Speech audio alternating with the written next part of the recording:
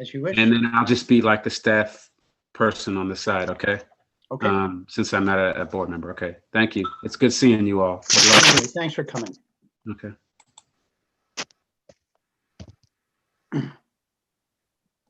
Okay, and in about 5 seconds. And I'll just be like the staff. Good evening, everybody, and welcome to the October Annapolis Education Commission. I'm Jeff McCrease. I'm serving this year as the chair of the commission. We sent out previously via email to our large mailing list and also through the city's website and agenda. First on the agenda is a roll call. So if we could, Ward 1, Brianna Griffin. Hi, can you hear me? Yep, we can hear you. Yes. Great. Hi, Brianna Griffin, Ward 1 and Secretary.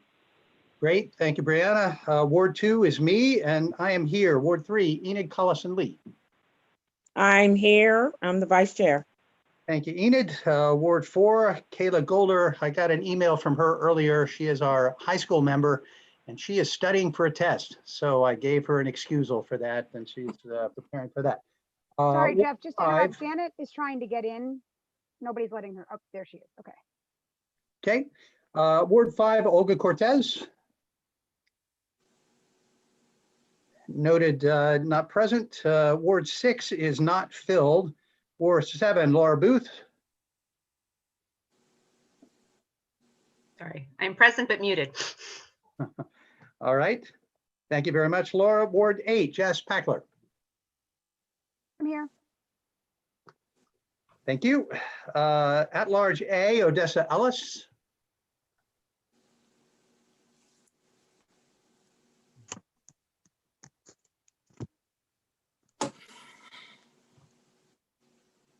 Let the record note that we show Odessa's having been logged in here, but might be having some problems with the buttonology there. So at large B is Pam Bukowski. Not present yet. At large C, Janet Norman. Thank you, Janet. At large D, Mr. Ken Starks. Present. Thank you, Ken. And our Alderwoman, Sheila Finlayson. Present. Great, thank you. So I show us having a quorum with which to proceed. Next on the agenda is the approval of the minutes that were distributed via email earlier.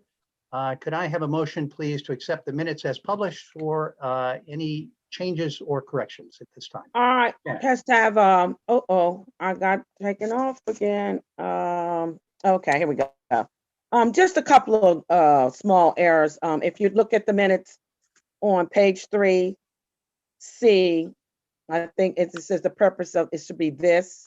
And where it says Mr. Norman, it should be Mrs. Norman on page 3, where it talks about where they're supposed to go and check on that information at the bottom of the page.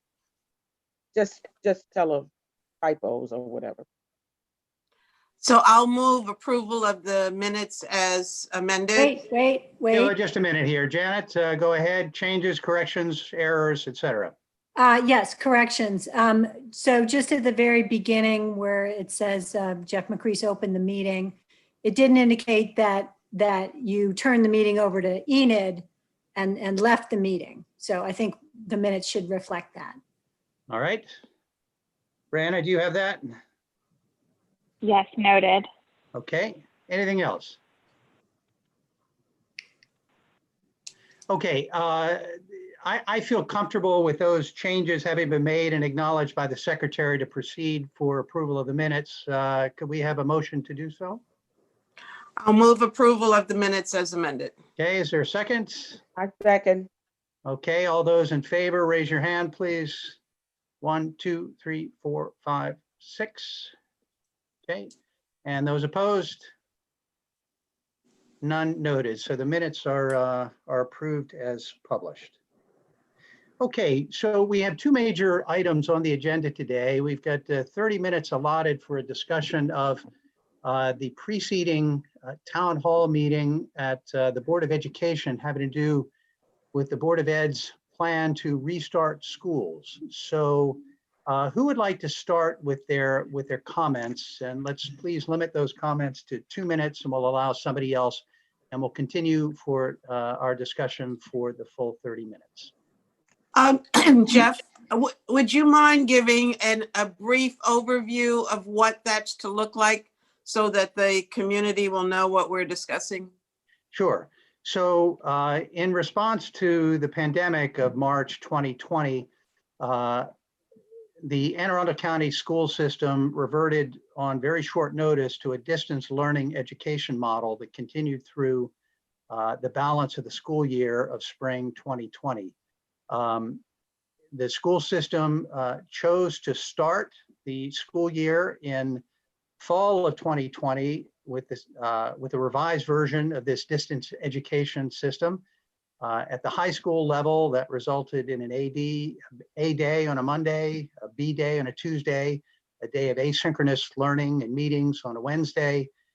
Thursday is another A day, and Friday is a B day. And several weeks ago, the school superintendent recommended that they continue for the duration of this first semester with the distance education learning. There was a move from the school board, however, to adopt a hybrid model of some in-person learning and some distance learning at the elementary school level.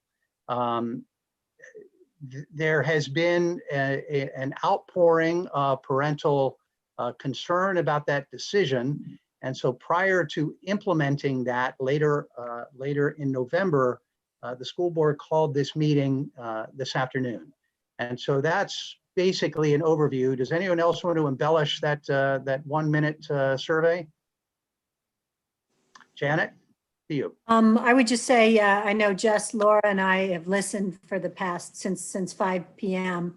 And I'm incredibly grateful for our teachers and our custodians and secretaries and principals union and stuff for speaking up as to the real conditions that they are experiencing in the schools that they find very unsafe.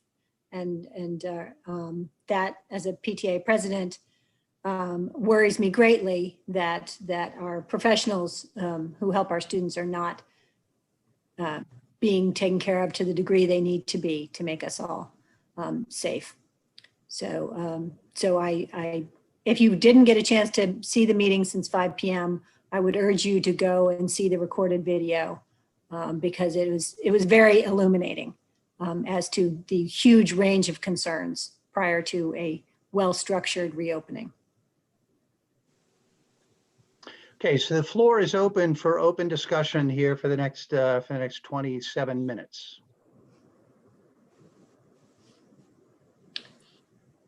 Was anyone else able to see the presentation? Okay. Jeff, were you? What was the Portions. response of the board? And all of the testimony that you say you heard, what was? Oh, the board, like any public hearing or public testimony time, the board does not respond. It is they absorb and listen, hopefully, to the testimony. There is no response time. I think. Laura, did you have your hand up? Well, I just think, I don't know what's going on. I just wanted to, I guess, to dive into it. The biggest concerns that I have about this plan is when we looked at the numbers of families that had responded, particularly in our cluster, there was a large number of families that didn't choose any option at all. And it was most prevalent in our Title I schools. And I think, it's pretty likely that those are our families that the students that needed the in-person support the most. So we are looking at a large number of our non-English speaking families, a large number of our families that don't have reliable internet access at home. And those are the kids that really need to be in the buildings 4 days a week, not just 2, but they didn't respond at all. They're most likely, the way the school system set it up, if you didn't respond at all, you were assigned a virtual full year. And the way the plan was outlined is that students that remain virtual full year will then be reassigned, could be reassigned based on teacher, to staffing issues, to a teacher somewhere else in the county. So My concern is if we have a kid at, say, Georgetown East, who is reassigned to an online teacher, in Severna Park, that kid is not only losing their teacher and their school community that they're in here, but also the full support network, the social workers, the guidance counselors, the whole support staff that supports our students here in our cluster and their unique needs. A kid who is dealing with, say, food insecurity, may tell his teacher in Glen Burnie, hey, or Severna Park or wherever, yeah, I'm not getting meals, but that teacher doesn't necessarily have the contacts with the immediate community to take care of those needs. Our teachers know which kids have had, a COVID-related, case in the family, or a death in the family, or food insecurity, or homelessness. And I'm really concerned that our students in our cluster, if they didn't respond, are the ones that are going to get lost in this translation, because they're not going to be there. Those needs are not going to be picked up on by the teachers in other clusters the way they would be here.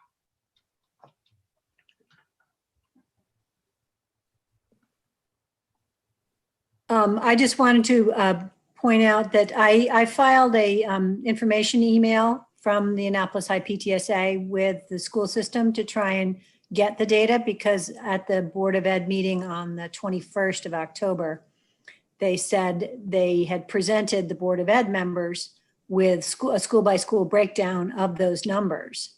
And so finally, maybe late on the Tuesday, this Tuesday, 6 days afterwards, I received that data school by school, and just did an amazing job of taking that data from a narrative document into an Excel spreadsheet, so that we could really see and compare how many of our cluster students were not responding, or how many had chosen hybrid learning versus how many in Severna Park were choosing hybrid learning. Like, where is the targeted effort to get the neediest students into the school really being chosen, or what's going on? So Jess, I don't know if you have the ability to share your screen, or we send that out to the committee members. I can send it out to the committee members, You but can- I do have it up, and I was going to ask if I could share my screen, if that's possible, and then I can show you the numbers. So I took all the numbers that were sent to us by Mr. Mosier and broke them down, and I think it's pretty telling. So let me see. Can't hear you very well. Here we go. You can't hear me? Can you hear me? You can or you cannot hear me? Your volume is very low, Jess.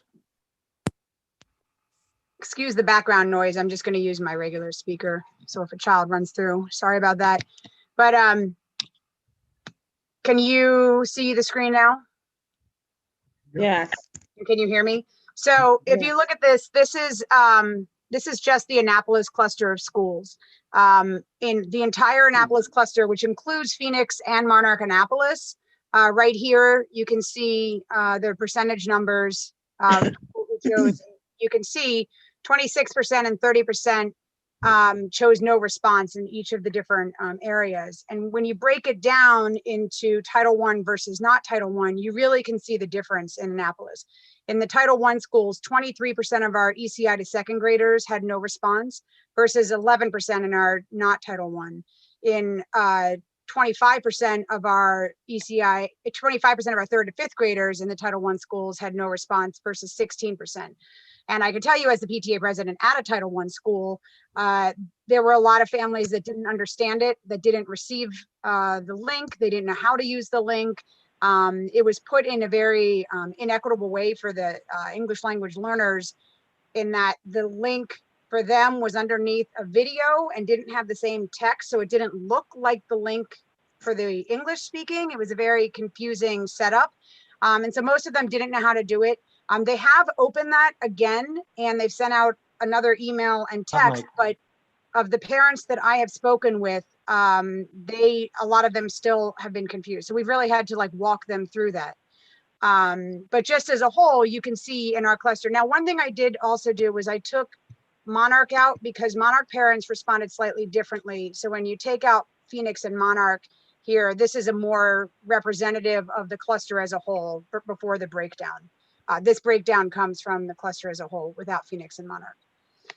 So anyway, oh, right, so that's just so you know, the Title I and not Title I does not include Phoenix and Monarch in those numbers. So I just think it's really important that we note that so many of our families, and as Laura said, if you haven't been following this, the no response students get put into the virtual full year. And the virtual full year is basically a separate school. They're being taken out of their home schools from what we can understand, because obviously the details are constantly changing and there's nothing fully specific about anything, which is part of the major problem and part of what I spoke to tonight. You can't offer a plan if you don't have details, if parents don't know what they're making a decision about, if a needs assessment hasn't been done of the students, and if parents aren't given the full details to make a decision.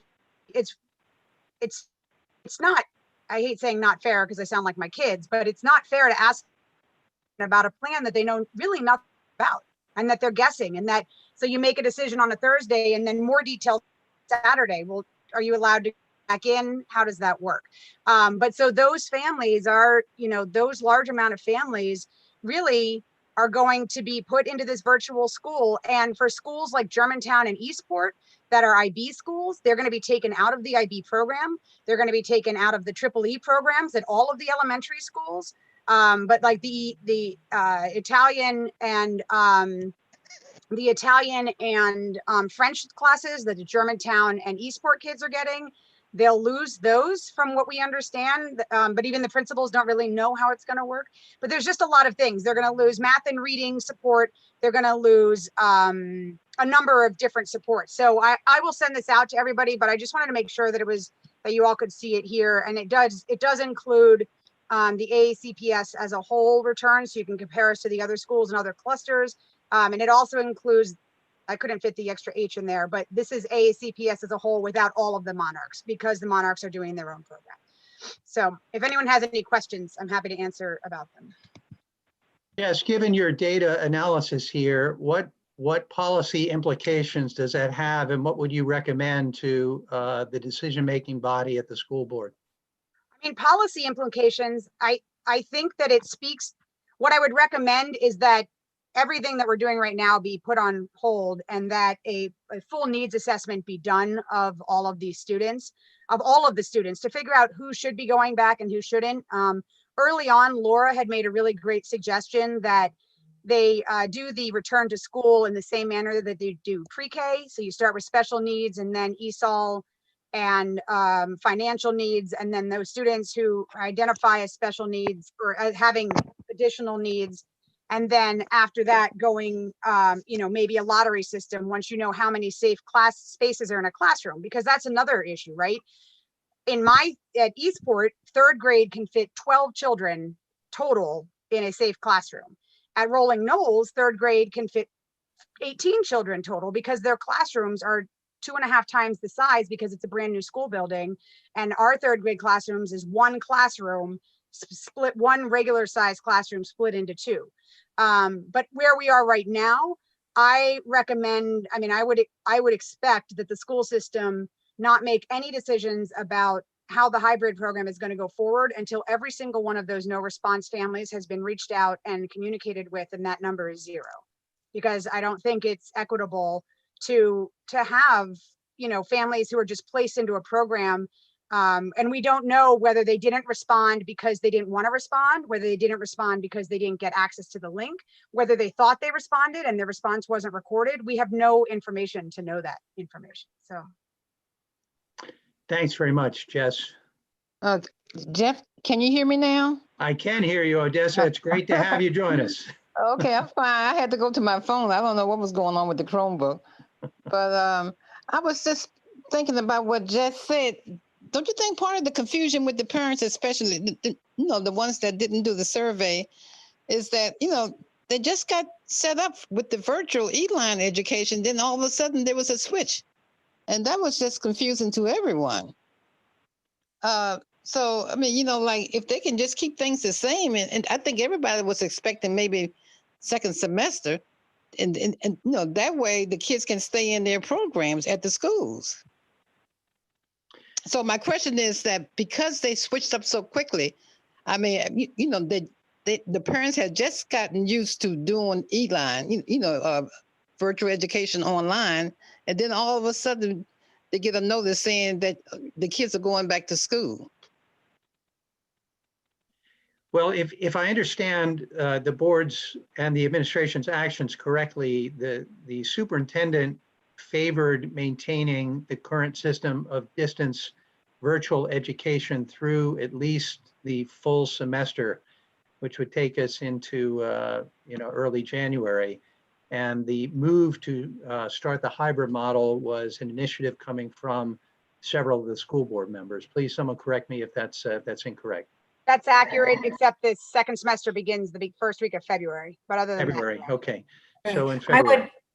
would correct that, having watched all 15 hours of board meetings that week on Monday, Tuesday, and Wednesday, I would say that when the initial vote was taken on Monday, the superintendent did not provide any recommendation for or against, or did not offer an opinion of his. And when the board members did not specifically ask for opinion, he did not provide one. So that perhaps led to the continued confusion when he came out on Wednesday and said, oh, by the way, I don't recommend this. Yeah, I mean, that's Train the had way already I left feel. the station.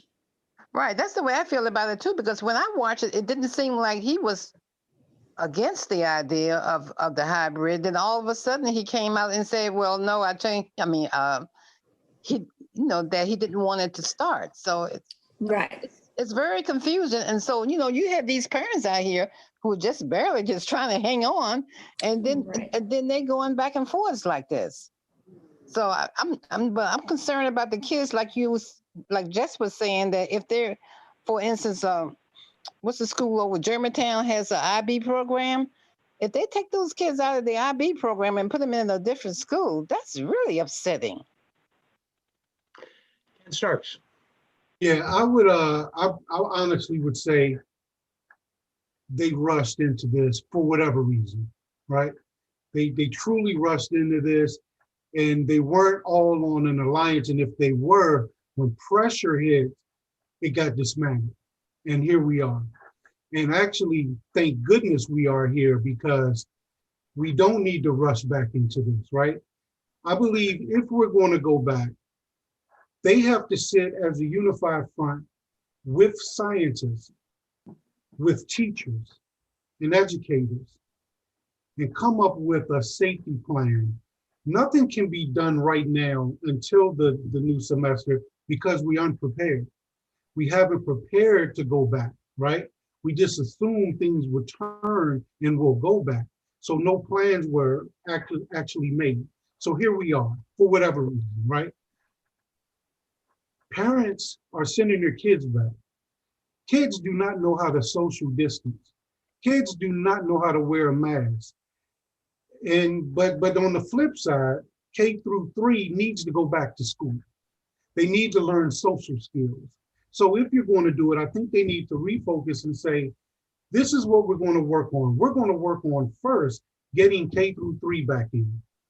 And then we're going to start working on special needs kids, because they need those service and abilities. It's hard for a parent to have to work. Just imagine now you have a special need kid and you have to work from home and tend to that kid. It's tough, or you have to go to work. All right, so then you go back and then you start bringing in the special ed kids.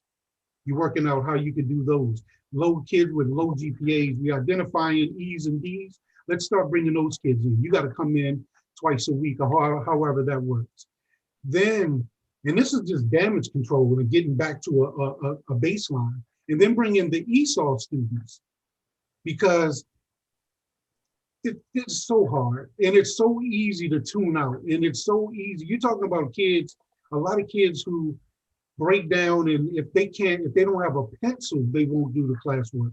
Imagine not understanding the language and have to go to these things, but it's all in English to tell me how to go to it. And it's such a confusion, I'm lost. So I'll just tune out. So you have all these variables, but we have to set measures and plans to work on those things, and not put a timeline in front of us, but put a guideline in front of us.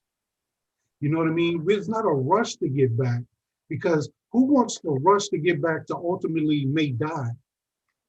And that's the scary part, that I'm one of those people that I worked in a high school, and truth be told, we have to go back. Why would I have to go back if it's not kids in the building, right? Why am I sitting in a building with teachers and people who we don't know what we're doing on our off time? And then you run the risk of a, hey, how you doing? And then you let your guards down week 4 because that's natural. And the next thing you know, an outbreak happens, and then something happens, right? Why run that risk when you don't have to? And that's my only question to them is, come up with a logical plan. Stop asking us questions. Sit there with some scientists and some teachers, put them in the meeting and make something happen. Have a target. And that's what I would request from Bob all the way down. I mean, not Bob, but a lot of to the whole board. Just come up with a plan. Work together and come up with a plan. That's me. Yes. I want to agree with everything that Ken said, and I wanted to follow up on a couple of points. One of the things is that I think it was a huge, it's an error by the board, and I think it's something that should be recognized, that they did not ask for his recommendation, right? They asked him to come and present the plan that they had asked, that they had asked him to do. But they never said, what do you think, should we do this plan? So now he never said, but I don't think this is the right idea. But again, they didn't ask him. They're the bosses. They didn't ask him until Wednesday. And by Wednesday, they had already made up their minds, including some people who weren't even at the original meeting. So that's distressing. If you watch tonight's meeting, I think one of the things that really shocked me that I have not heard, and I have been spending an inordinate amount of time researching this and following up on this, but was the testimony from staff in the schools, from the maintenance people, from the secretaries, and all of them saying the lack of PPE, the lack of notifications, the fact that they've had multiple people that are tested positive and they're not told, they hear through the grapevine, they have 8-day waiting periods till they're here, whether they're safe. I mean, there is no way, even if I was like slightly on the fence about sending my kids hybrid, after I watched tonight's testimony, that I would put anyone and that I love in a school building, because it is clear that they do not have the safety policies in place. So I think that that's a really important thing. And a part of that is that this whole plan, the way they set it up, depends on volunteers, because there aren't enough staff to be in the school during the 2-hour lunch break to take care of so that the teachers can have their mandatory breaks and their training. So they're asking parents and community volunteers to come into the classroom and to be in the classroom, which, in a pandemic is a bad idea, is a privacy issue, is a number of different issues on a number of different things. So I think that that's a really important thing to note. Another really important thing to know is that they had that 14-team volunteer committee that they talked about all summer long. That committee was never given the plan before the plan was made public. They contributed to the plan all summer long, but they were never given the plan to make the final, to look at it before it was made public. So I think that that's a major, major issue. And then, I just think, I don't know, there's so many issues with this, and it's just not ready to go live. It's an issue where they should say, you know what, thank you for giving this. You need to take this back to the drawing board. If I was a manager, there's no way I would even let this close to being going live, because it's just poorly done. So.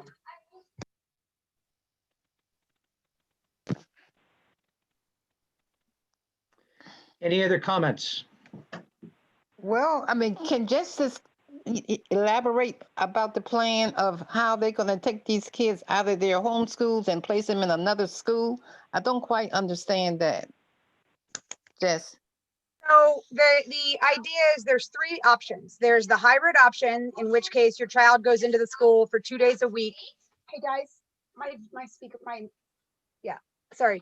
Hybrid option where it goes into school 2 days a week and 3 days at home. There's the virtual 1 semester, which you stay virtual through the end of January. And then at that point, you can choose whether you want to continue virtual or whether you want to go hybrid. And then there's the virtual full school. And what they have said is that the virtual, so right now, everybody goes to school, well, pre-K through 2nd go to school from 9 until 3. And everybody else, 3rd through high school, goes to school from 8:30 until 3. And so anyone who chooses the virtual school year will stay on that time schedule. Anyone who chooses hybrid or virtual January will go to the original hours of their school system, of their school. So they'll revert to whatever the original hours are. And because of that and the way that they're processing this whole thing, which I really don't understand, having looked at school systems around the country, why they're doing it this way. But anybody who chooses virtual full year will be put into a different school, like what Monarch Academy has done. Monarch Annapolis did, if you chose in the beginning of school a virtual full year, you were put in a school with just virtual students, just virtual teachers, and everything was virtual. So that's what they're saying now, except now it's 3/4 of the way through the first semester and you've already created, relationships with your teachers. You've already created this, plus the whole issue is, especially in our cluster, with Title I and all of the supports that our students have and need, and how will that be transferred to the other schools? I know that when I have talked to my principal and when I have spoken with other PTA presidents at other elementary schools, all of the principals would prefer to sort of have the latitude that Monarch has to say, we're going to keep our kids and we'll figure it out, right? So if these kids choose hybrid and these kids choose virtual this long and these kids choose virtual this long, we're going to take all those kids and we're going to work it out. That's the problem with this plan. It's a plan for 38,000 elementary kids. And we're not a one size fits all district, right? There are major differences between each of the districts. And certainly in the Annapolis cluster, more than any of the other clusters, we really need the individual attention that comes from our school. And I think we all recognize how important our staff are. One of the things that Laura said tonight, is about staff. They're sort of treating staff like pawns, like, oh, this is a teacher, fifth grade teacher who can just be picked up and moved here into this virtual school, and we're going to put this teacher here. But that's not how school works, right? Mr. Soley is the fifth grade teacher at Eastport Elementary. Miss Bell is the fifth grade teacher at Eastport Elementary. And that's a really important part of the community at Eastport. And those kids who have just spent however many, 2.5 months connecting with Mr. Soley and Miss Bell and know them because Miss Bell also taught their brother or their sister, right? That's what school's about. You don't just move schools all the time just because, and part of that is the community. And this whole program is going to destroy the fabric of that community. So. Wow, that's very confusing to me. Right. Well, I think that's a great point, Jess, because so many of our kids have upheaval in their lives already. They might be changing addresses. I mean, with the rent insecurity, people are moving around, losing jobs. They have so much other upheaval going on that it is imperative that we maintain school relationships and school connection as the one safe spot in their lives with some structure and stability. I would also note anyone who has been in this cluster and knows the differences of resources you have from a lower poverty school like Hillsmere Elementary that could raise lots of money, or like West Annapolis, and has a plethora of volunteers that might make things work, versus our higher percent farm schools that don't have, volunteers hanging around to make the school function like they said. So those inequity measures are just huge. And we have got to demand that when the school system says all means all and closing all gaps, that they're not further harming those gaps. I agree totally. And I also think the thing we haven't really talked about is the teacher side of it as well, right? So they'll say, the news reports or whatever say that 79% of teachers chose to come back. The teachers didn't really have a choice, right? They had a choice between come back, take find accommodation that you're allowed to get, or don't find an accommodation, quit, or get fired, right? That's not a choice. That's an imposition, right? There's another word that I want to use. Somebody else used it tonight and it was a really good phrase. But that's not a choice. And so, our teachers are stuck between having to choose between their health and their job, or their family's health and their job. And that's not fair. And it's not fair to our teachers. And that continues down to not being fair to our students then too, because our students lose out from teachers who are dedicated to them. The teachers who work in our cluster are there because they really, really all teachers are there, but because they love students. But I think it takes a special teacher to teach in the Annapolis cluster, and it's devastating that we might be losing some of those people. So do you know why they were requiring all teachers to return to school, even though it's only the elementary students there? From what I hear on that, to be honest, is I hear it was because it was equity movement. They felt since those teachers have to go back, then all teachers have to go back. I want to speak on what Jeff said, and that was coming from someone who works there, right? Regardless if I had to go back because I've worked with kids or not. I really thought I was going to take this survey and hear options from from someone that cared about us, that had us in mind, like really like had us in mind, right? So I'm looking for, okay, you got an option. I want to come back full time.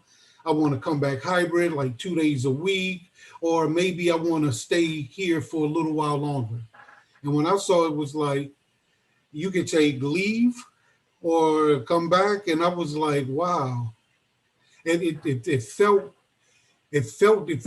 like, honestly speaking, it felt like a slight betrayal, right? It felt like, wow, we're in here, we're not supported at all. And then when I heard today, it's like you use the teachers and the educators as pawns. And I was like, that's sad, but unfortunately accurate. And it's not, and like what I say again, I'm not here to say who's wrong. I'm saying these are the facts. And we have to change that. So we have to be, has to be more inclusion.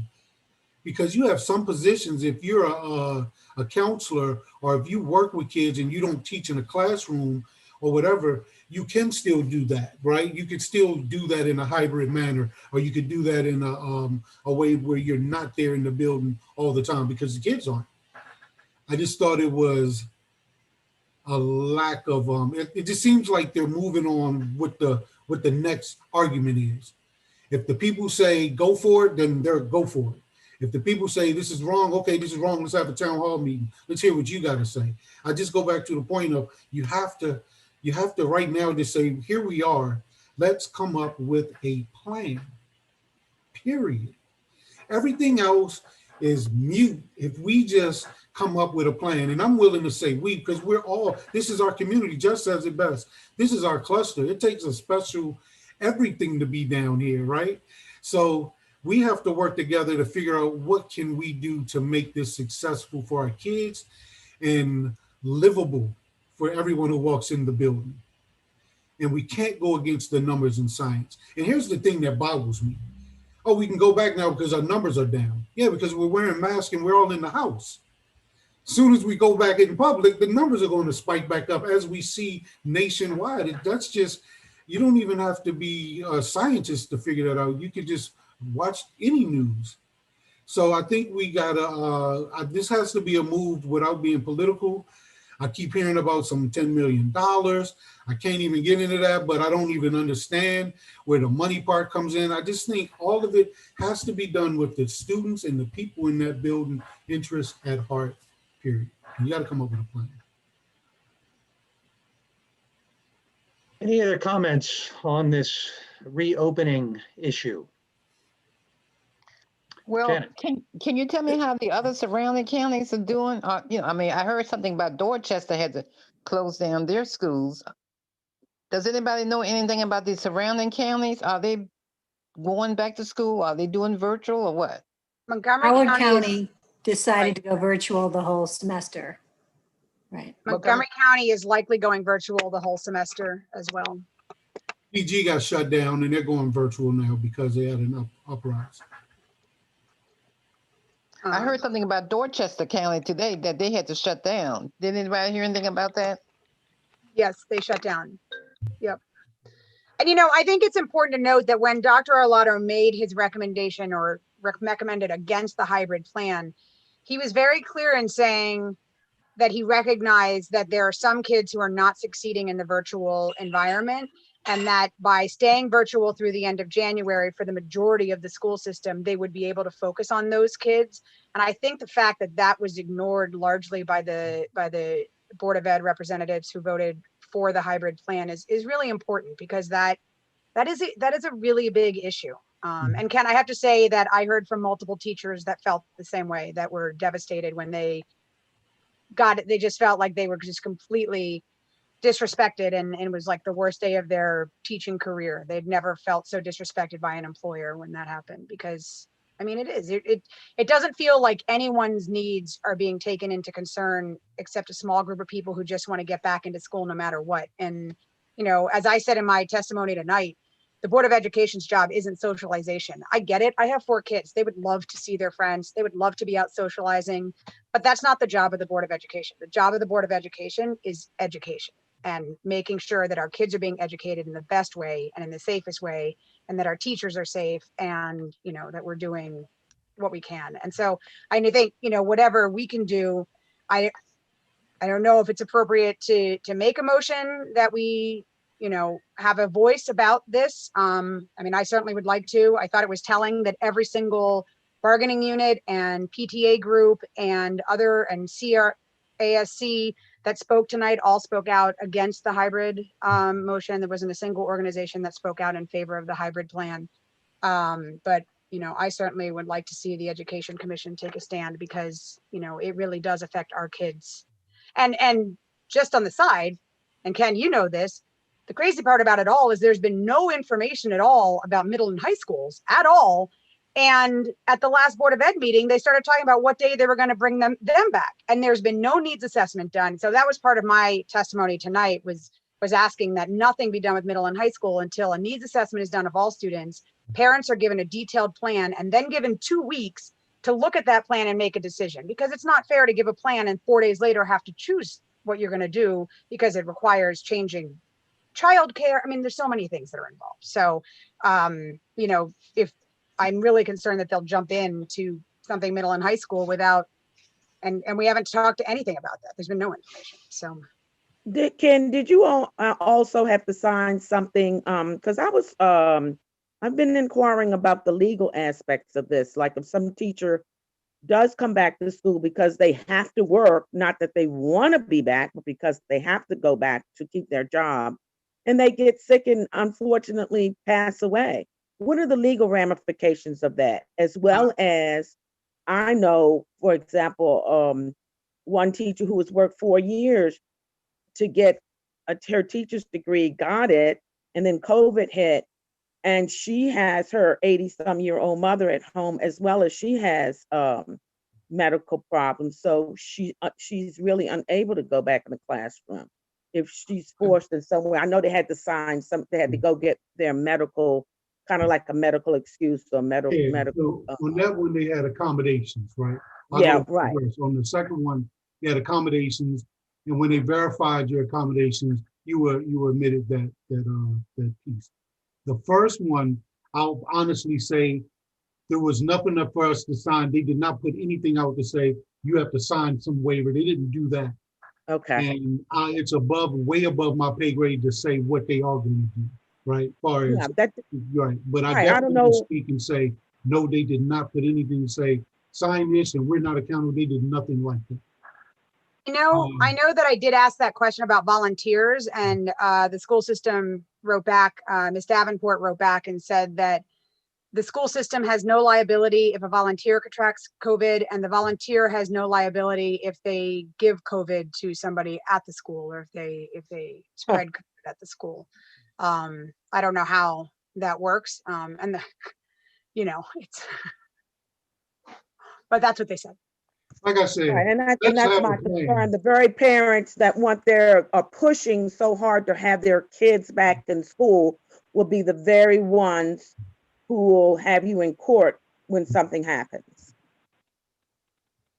Well, folks, we've reached the end of our allotted time to discuss. I don't have a motion on the floor, but we'll accept one if there is if there is a sentiment for doing that. I think we should. I think we should say that we do not recommend the hybrid reopening plan as proposed. And we can cite, you know, because of our concerns for the vulnerable populations that we represent. And we recommend going forward with Dr. Alato's recommendation. So Laura, Jess, and Janet, if you feel so motivated, can you type something up and then put it in the chat? And we'll revisit that when that is out. Okay. So you on that, Laura? You're typing? I can type. Yep. Okay. While you're doing that, let's revisit that in 5 minutes. before we start talk of the strategic initiatives, is there any old business that we need to discuss? And we'll do that for about 5 minutes while the typing is done. Laura. Oops, sorry, I can't type and talk. I just wanted to touch real quickly on the Monarch issues that we talked about last time. I followed up with Kathy Lane. They did issue a climate survey that went out to, one of the things that we suggested here. I spoke with Pat Crane, the superintendent who oversees Monarch, and with Kathy Lane after our last meeting. Both of them agreed that a climate survey was a good idea. So they sent one out to the families and to the teachers. They got 207 replies from families, which out of 800 students, fewer number of families. With decent, I'm concerned that maybe just the timing of it, because there were so many other surveys that were being sent out to parents at that time, that one may have gotten a little bit lost in the shuffle. But she said they got 207 replies from families and 55 responses from the staff. And she said there were some issues that were pointed out to them.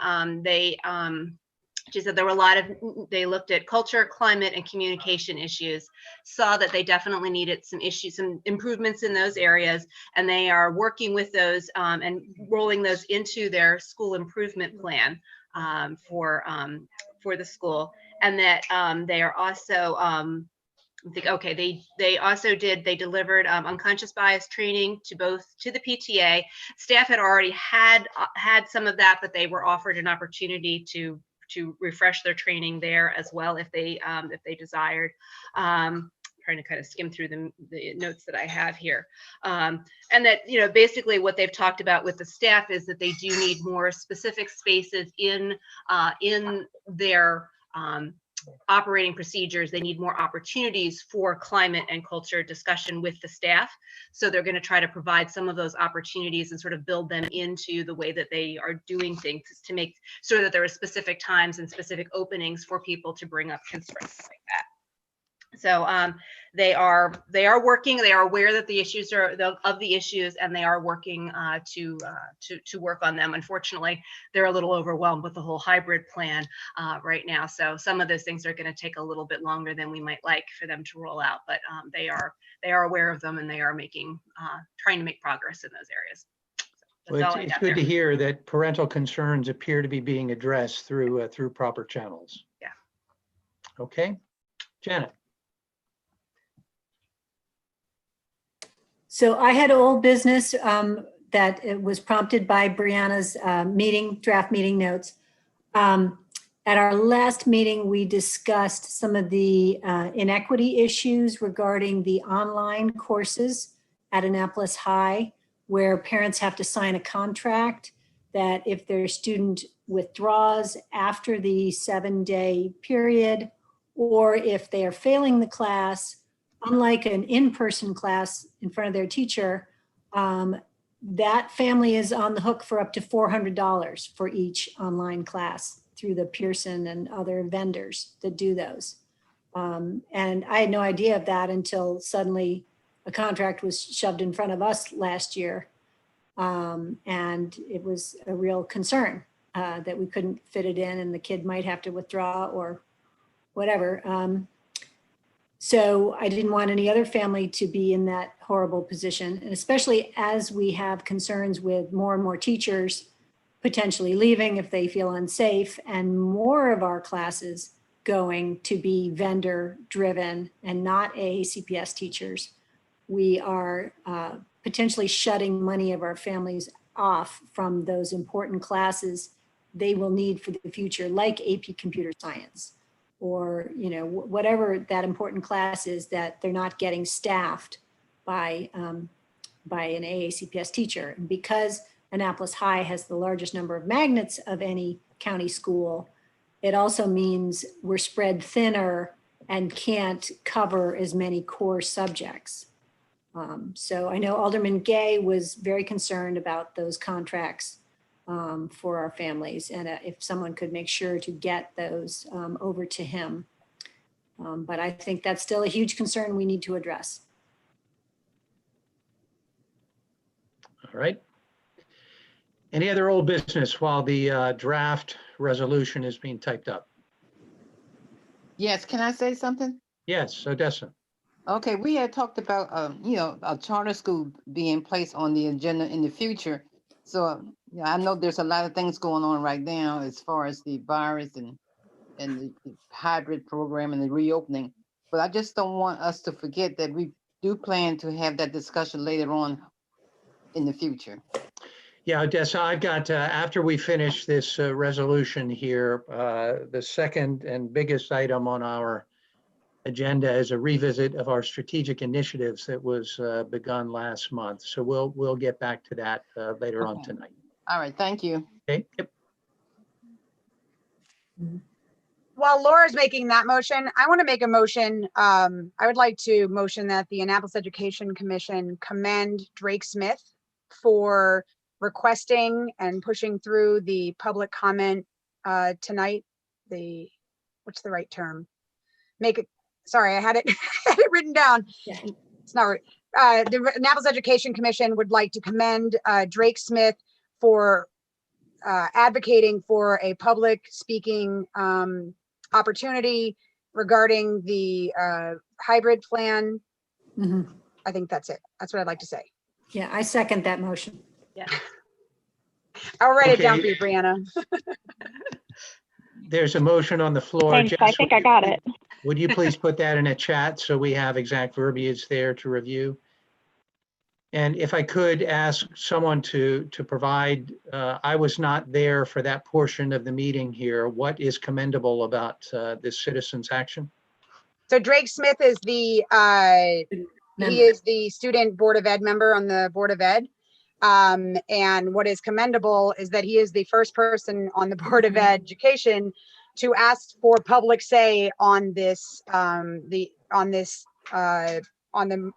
any of the plans, on any of the reopen plans. As my husband mentioned in his testimony, from what I understand, because I was on here when he was testifying, he pointed out that this is the first time in 7 months that there has been public verbal comment for a Board of Ed. And Drake Smith requested that and got them to do that. And I think it's really important. Other school systems have had town halls for months getting public opinion on the program, and our school system has not. And so I think it was really important that Drake pushed that through. So I'd like to commend him because we are very lucky to have that young man on our Board of Education. He's also the Brianna. only one that mentioned needs assessments, that all the rest of them decided they already knew what everybody needed and we're just going to go ahead. And he's the one that said, have we done needs assessment? Do we know, what we should be doing here? The 18-year-old seems to be the most advanced. I second that, Laura. I second that. Okay, we have a motion on the floor. Secretary, could you read the motion, please? Yes, so we moved that the Annapolis Education Commission commend Student Board of Ed member Drake Smith for advocating for a public speaking opportunity regarding the hybrid plan. Any changes there? We could amend it to say, and requesting a needs assessment. Okay. If we want to. Okay, does everyone understand what we're discussing? Okay, we'll open it up to discussion. Yay, Drake. Yeah.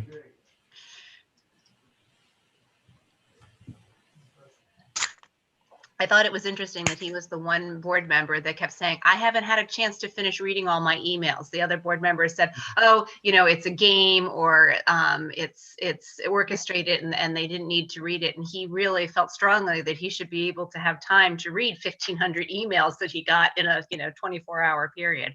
And I think he's doing a phenomenal job for as young as he is. He's got a tremendous amount of poise and excellent judgment. Yeah. He's got a good future ahead. I'll piggyback on that and say, while I watched that meeting, his poise when no one else on that panel was with him in that, right? He was alone, but I think his advantage is being in school, being in there, it goes to the point of you make the best assessment of a situation if you're dealing with it every day. Sometimes you have a different perspective. He sees kids who have different needs and knows that he's not going to perform that well because he has friends from all demographics, right? So that's what he spoke about. He said, my friends aren't all doing the greatest. He said, I even got to study later on for a test tomorrow.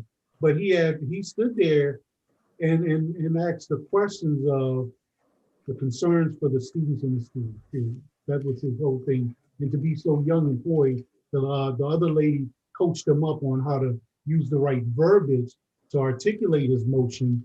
But it was so well done what he was saying, and she knew what he was saying, but couldn't say the words for him, right?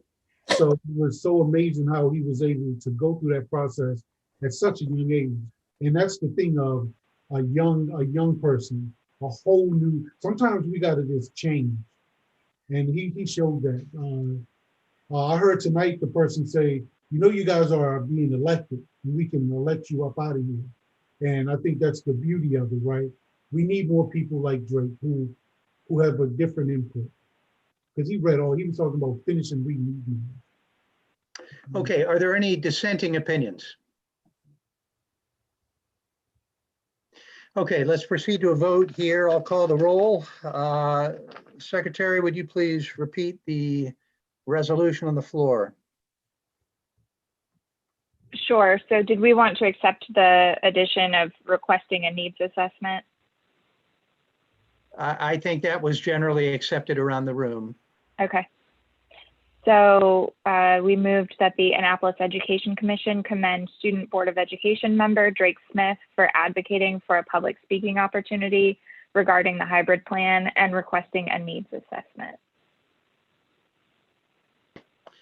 All right, the motion's on the floor. It's been seconded. Let's proceed to a vote. Ward 1, Brianna, yay or nay? Yes.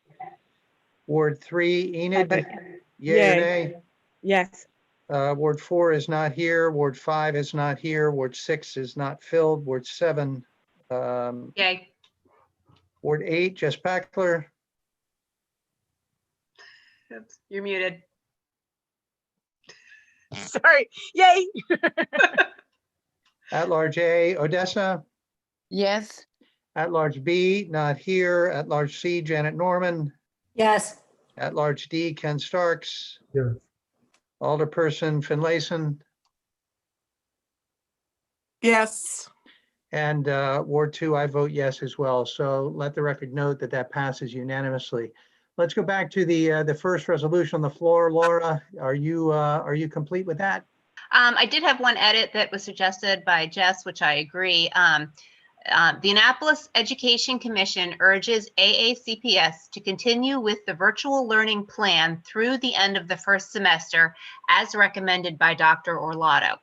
In addition, we urge AACPS to conduct needs assessments for students so that students with the greatest needs can be prioritized for return to school buildings.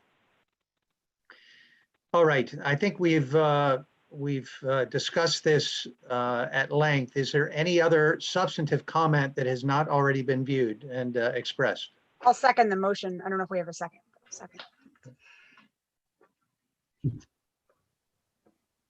Is there any dissent? Okay. Madam Secretary, do you have that down? I don't have it down, so if someone could send me that language by email, that would be She put great. it in the chat. I just can't view the chat right now. Oh, okay. He's on the phone. Do you want me to read? Would you like me to read it again, Brianna? And then I will email it to you. Sure, thank you. The Annapolis Education Commission urges AACPS to continue with the virtual learning plan through the end of the first semester as recommended by Dr. Arlotto. In addition, we urge AACPS to conduct needs assessments for students so that students with the greatest needs can be prioritized for return to school buildings. Okay. Great, thanks.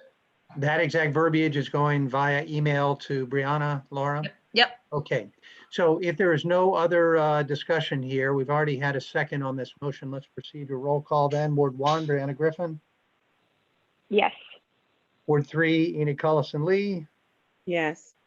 Ward 4 is not here. Ward 5, not here. Ward 6, not filled. Ward 7. Laura. Aye. Ward 8, Jess Packler. Aye. At-large A, Odessa Ellis. Yes. At-large B, not here. At-large C, Janet Norman. Yes. At-large D, Ken Starks. Yes. And Alderwoman Finlayson. Yes. Okay, Ward 2 is me, and I vote aye as well. So let the record show that this has been passed unanimously. Okay, we finished up our old business, I believe. Is that correct, Janet? Yeah. Jeff, we still have the old business of as you go through the roll call, what are all of these unfilled seats on the commission?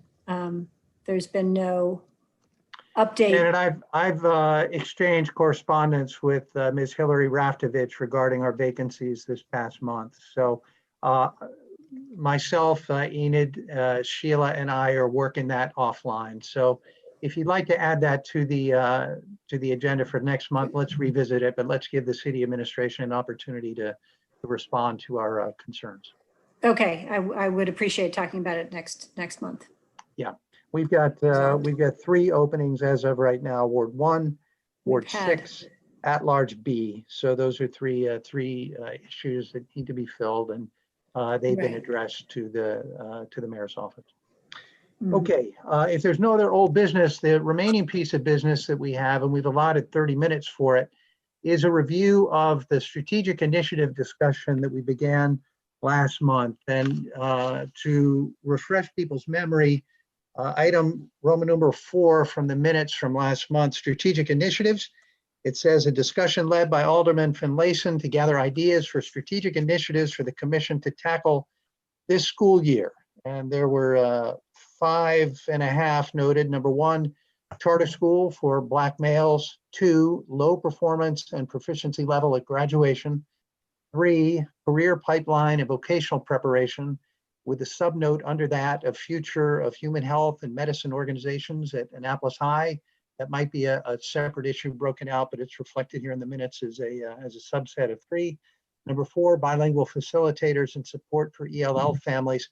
And number 5, transportation concerns and the walking radius limitations. So what I'd like to do is open the conversation up to this or other things that you think are worthy of strategic initiatives here in the part of the commission. The last 5 minutes or so, we'll try to tie this together, and we'll see if we want to adopt a motion at that point, or whether we want to wait perhaps for the election of our new school board member and bring this up with her, whoever the new elected member of the school board is, and see if we can have a discussion there with her before we embark on things.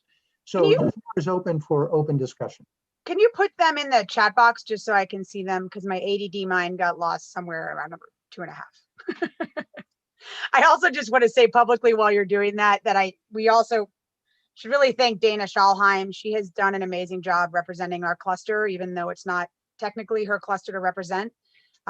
She has reached out to many people within the cluster asking for advice based on the needs of our cluster. And she's just been really a fantastic advocate for our families. So I just wanted to say that publicly because it's really nice to have somebody who cares about us, and I can't wait until we have an elected representative for our cluster. She's also one of the few who actually responds to the emails that we send out as well. Every single one. Yeah. That's great.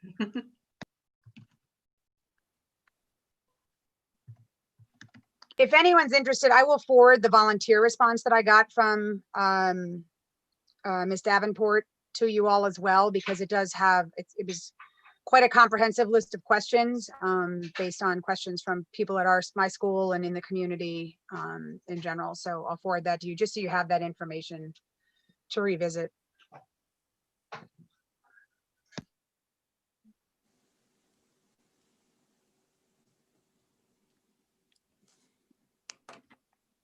Can I say something, Jeff? I'm putting this in the chat here. Oh, okay. Thanking my 8th grade typing teacher, Mrs. Blunt, for her work with me. Your 8th grade typing teacher. Might have been 7th. Yes, I think you can speak though, yeah? Okay, I saw Jeff's on the program with Sheila Finlayson. I can't remember what type of program it was. Town And- hall. Town hall, okay. And Jeff made a comment about what happened to Kipp. And I was working with Kipp, you know, trying to recruit students and things like that. But I'm not sure of all the details, but my understanding that Anne Arundel County Public School under a charter plan is supposed to supply a charter schools with certain things. And one of the problems or one of the details was to have a building for the school. And it was being kicked around so much that the principal, just got to the point where she was almost having a nervous breakdown because she couldn't get the requirements or the things that she needed to perform a charter school in this area.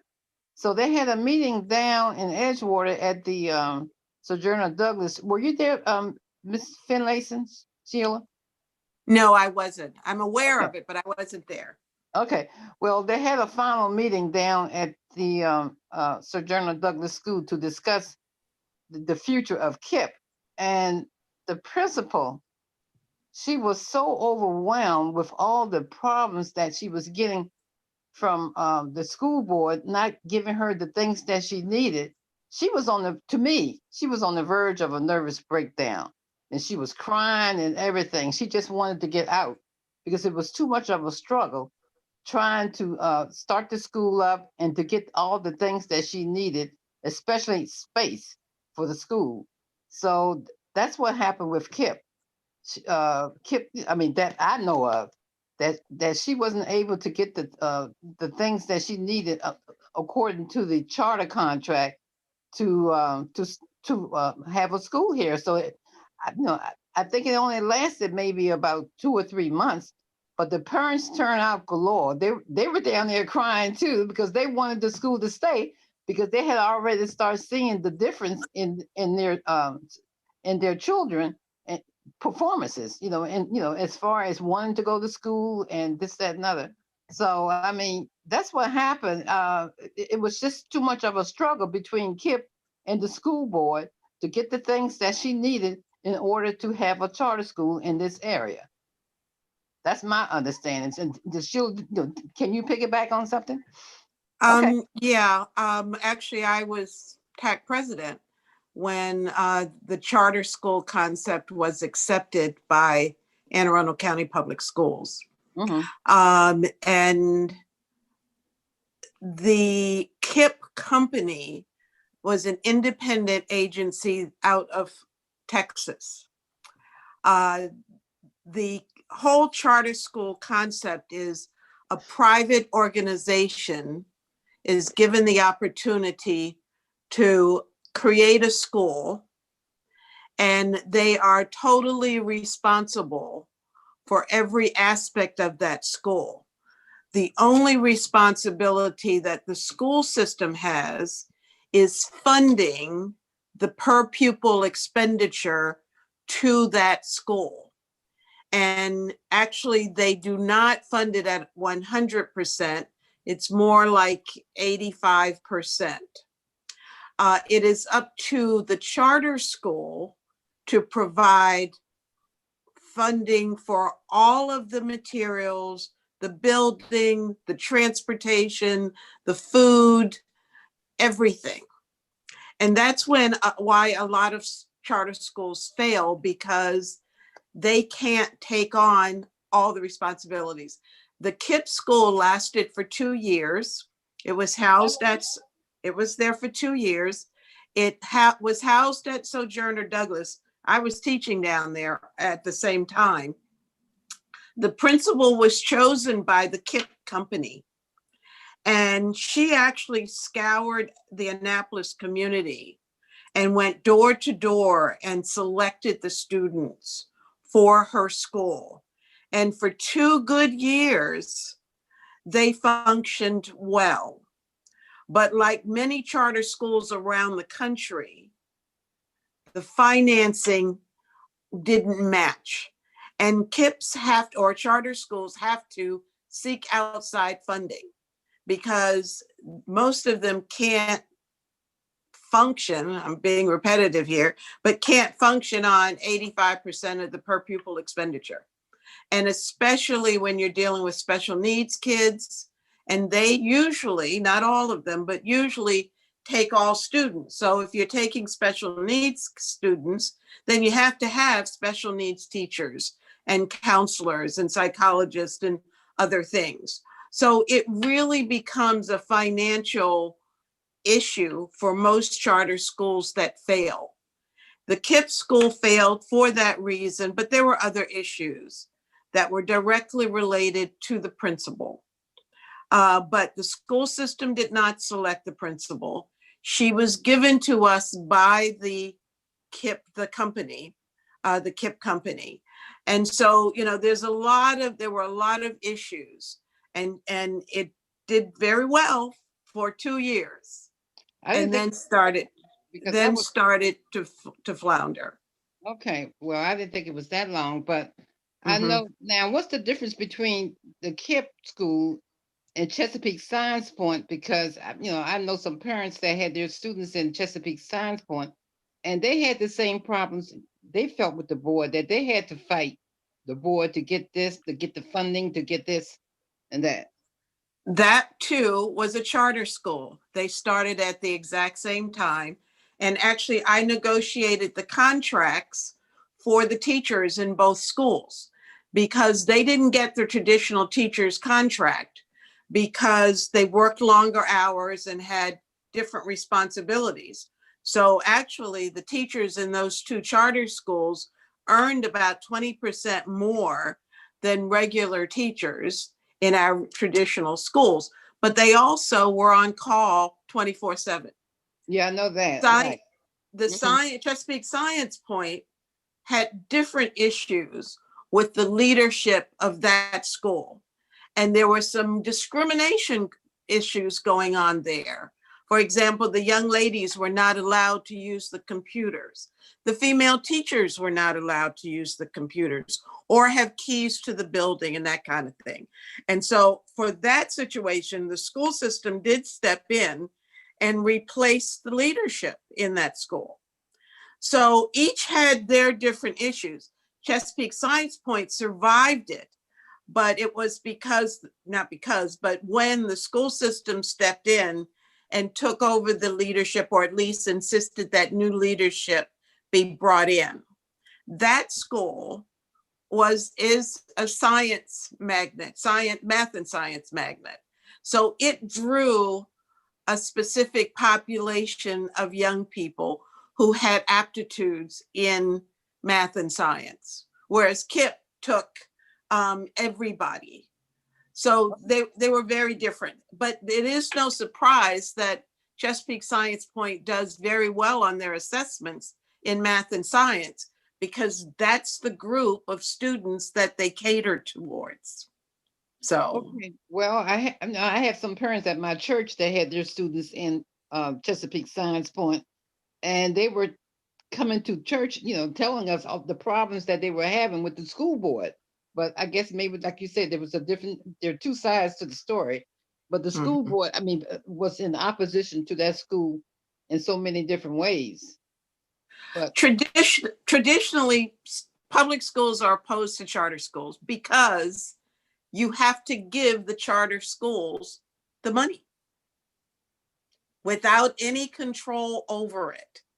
So, what assessments they use, what procedures they use, the charter school determines that, not the school board. So no school board in the country is happy about just handing over, millions of dollars without any strings tied to it. yeah, but that's a function of a charter school. Okay, but which the is end different. result. But don't they see the end results when the achievement tends to be higher? It's worth the money, isn't it? It really depends. And I'm not one to be able to answer that. If you have a kid that's a strong math and science student, yeah, you want them to go to Chesapeake Science Point. Okay, and you want to deal with whatever requirements that school has for your kids. And all parents aren't happy. I mean, there were parents who took their kids out of both schools after the first year because it was so different from our traditional public schools. You know, so you're never gonna, it's nice to think that everybody in every school is gonna be happy, but that's not a reality. You know, there's always gonna be some who are not happy. Let's just say it. Well, I know the community, like you said, I don't know just exactly all the details of the problems that Kipp was having, but the parents and the community came out in support of her. But you know, I just have a different, different understanding of what really happened down there. So I don't know. There are other things, but I'm not going to get into personality or personnel. So I'm not going to, repeat I think, that. But Sheila, what you're saying is absolutely right. It comes to funding. And like Ms. Odessa, you're saying the community came out to support her. Well, unfortunately, the community got to come out and fund her in that school also. And that's how those schools sustain with the funding. It's a different concept of I got your back. That's verbiage, right? The difference is cutting a check and saying, we rallied up, we talked to this organization, we got this organization because we're invested like you are in our child's education, and we believe in your numbers and your results. So we're going to create the funding for you to make those dreams a reality. That's the disconnect, because you're looking at, to me, what I'm hearing is you're looking at private school results and saying charter schools should have the same. They will. If the people, like private school is funded and you got to pay a big piece of money to go there, right? So it's going to be able to do what it said it's going to do and pay the teachers and do everything. But with a charter school, you're dependent on, to me, I think you should have a 5-year plan going into your charter school and the funding is already set up. If not, you're not going to make it, because you have to have that funding to support your dreams and your cause and your mission. Because you got to keep in mind, if something, the Board of Education or the county is not going to assume responsibility for something they don't have control of. Okay, but what I'm saying, there are two sides to the story. Right, and that's a whole nother piece, and that's something different. Right. So I'm just saying what I saw, because I was working with, I can't even think of her name right now, but I was working with the principal and the Kipp Academy. So there was just a lot going on, and Sheila's right. The principal, she was at the point to me of breaking down because of the frustration that she was dealing with as far as trying to have a charter school. But the parents were there to support her then. I mean, the community turned out for all kinds of support. They did not want to see that school go. Gotta check.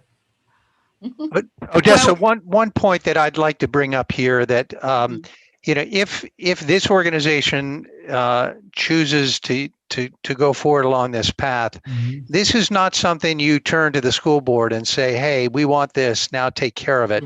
This is something that needs to be a grassroots, homegrown effort that has strong, deep roots in the community. It has particularly strong and deep roots in the target community who you're aiming for. And it's going to require a lot of heavy lifting and volunteer efforts from people who are engaged in these efforts. The school system, I think, as Sheila hinted at, doesn't have incentives to support new charter schools, in the sense that it does effectively take money away from their general operating budget. And so the point is, if we go down this path, it must have strong support from community members, and I would suggest from the city government as well. Janet, I think you had your hand up. I just wanted to bring up a point. If any charter school does go forward, if we can see if it's possible that those kids still retain the ability to play for Annapolis High sports teams, because it's so many kids want to be at Annapolis High because it's the place to be. And they might need the academic support, but they want to be part of that school community and that athletic community and that Panther vibe. so that, I don't know what rules there were previously, but if they can be retained as part of their cluster sports teams or band or jazz or, any of the other club team things that meet, that we could. Sure, and I agree with you now. I'm not sure, Janet, if you are aware of it, but there was a second attempt by Sojourner Douglas to open up a charter school. Are you familiar with that?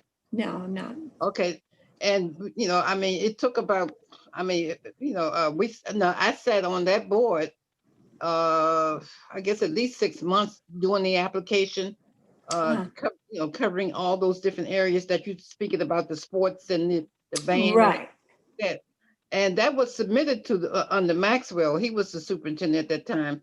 And that was submitted by Dr. Fairley. Are you familiar with her? Dr. No. Fairley? Okay, well, she was the president of Sojourner Douglas, and now she's the CEO of Community Action Agency. Mhm. We submitted another application for a charter school, and that was denied. Okay. So, Jeff, I understand what you're saying, that it has to be an organization probably in the community, but that was another attempt by an organization, Sojourner Douglas, and that was turned down. Right. Odessa, do you see anything? Sorry, Sheila, let me just. No, go ahead. Go ahead. Do you see any way that we could make a school within a school at Annapolis High to achieve the same aims and then have just fewer of the bureaucratic stumbling blocks? At this point, that we could do a, less number, smaller class, more intensive thing with some of our students at Annapolis High? At this point right now, the situation to me is so dire. I think that if we try to do anything, we need to start on an elementary level, because by the time they get to the high school, so many kids have dropped out. Mhm. And I was somewhere where somebody was reading a list of all the African-American students in the building at Annapolis High School. The ninth grade has the highest number. By the time you get to the 10th, it drops off, 11th, then drop off, and then 12th.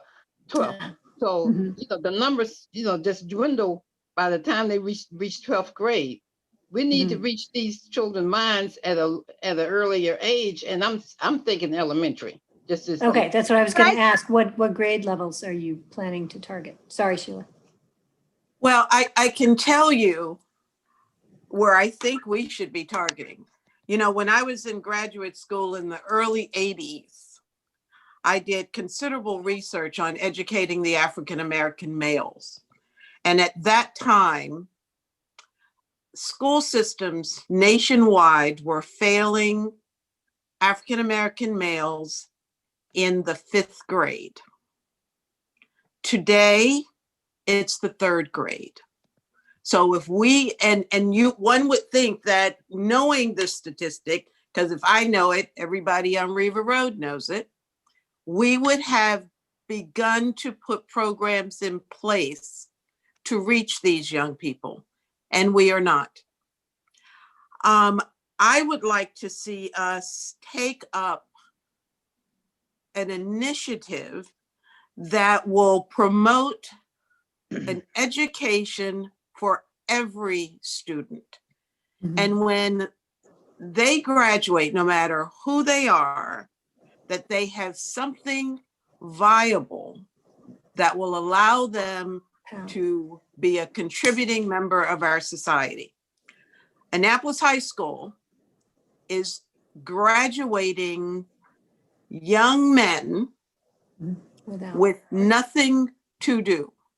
And Jeff shared statistics with us when I had the town hall.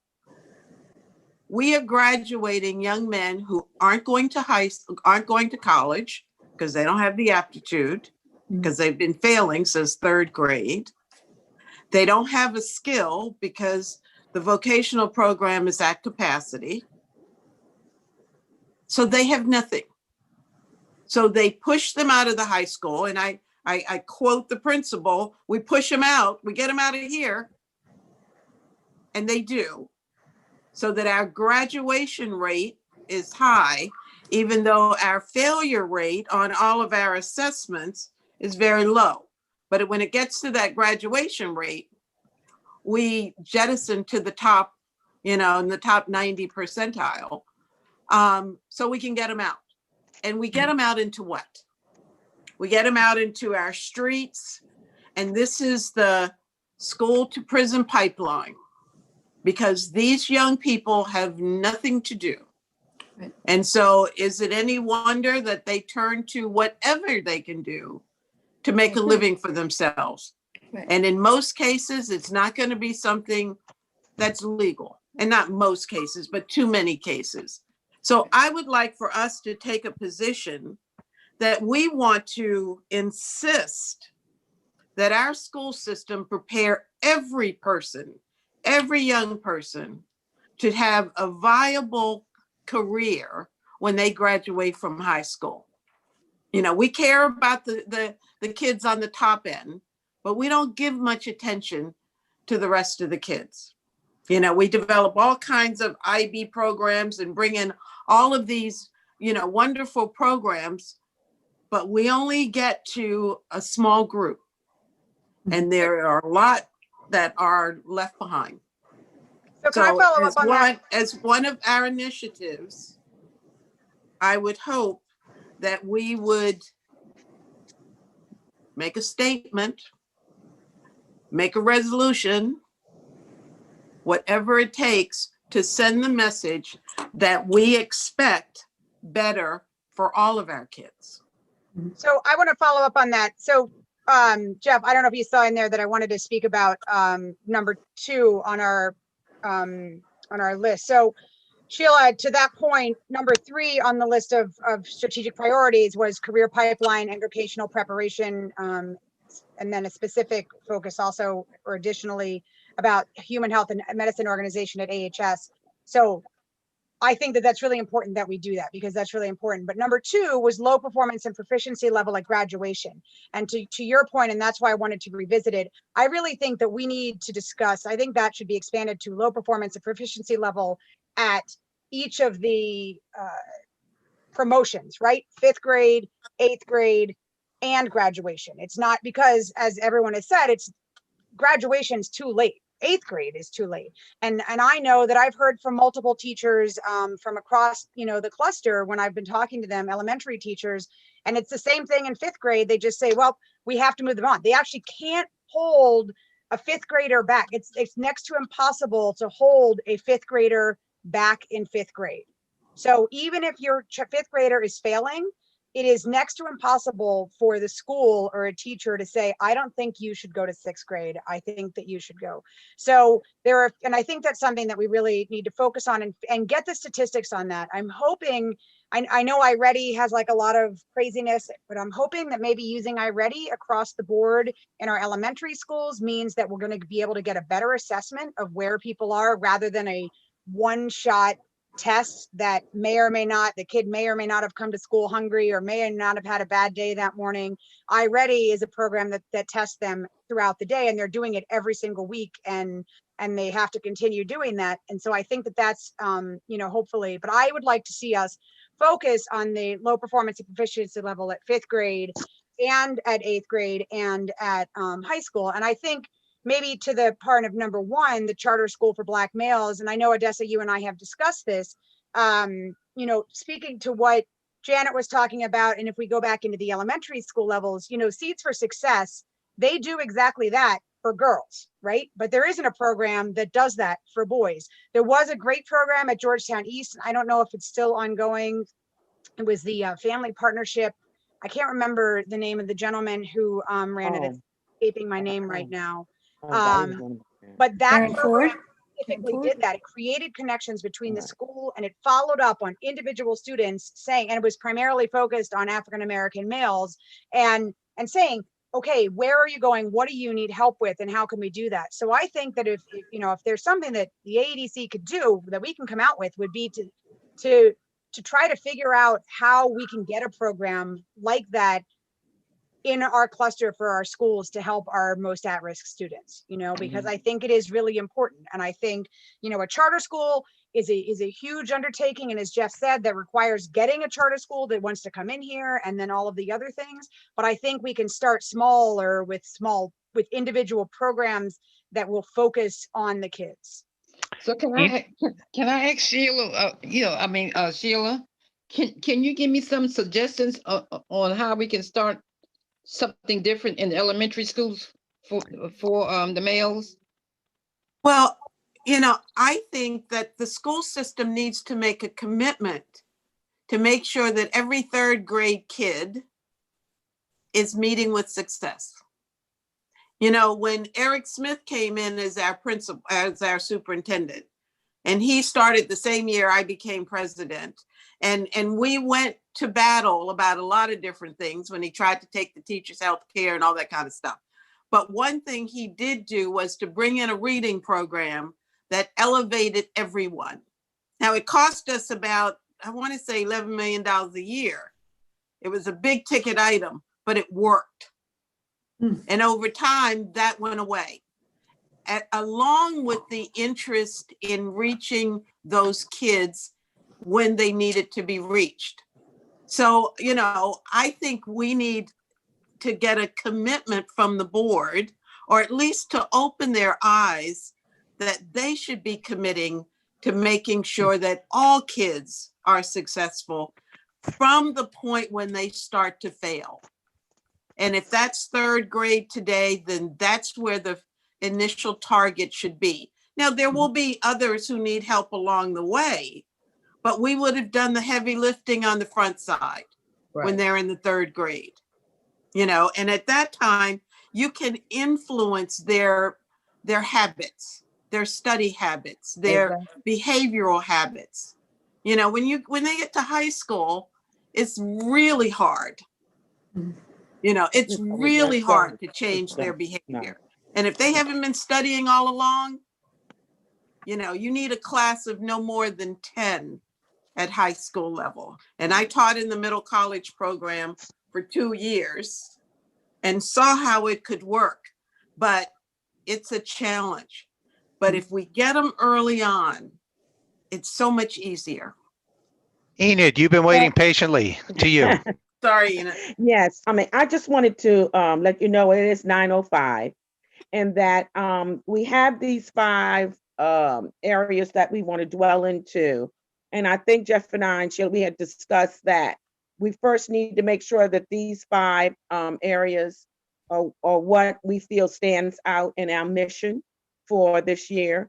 And then we need to, each of us needs to commit to 1 or 2 of these, because we could go on and go on. So basically, like say, for instance, if we're talking about, like Odessa just asked you, we need to, if you want to be on that first committee, charter school, we need to be able to get together. What does it take to do a charter school? Find some examples of successful schools, et cetera, et cetera.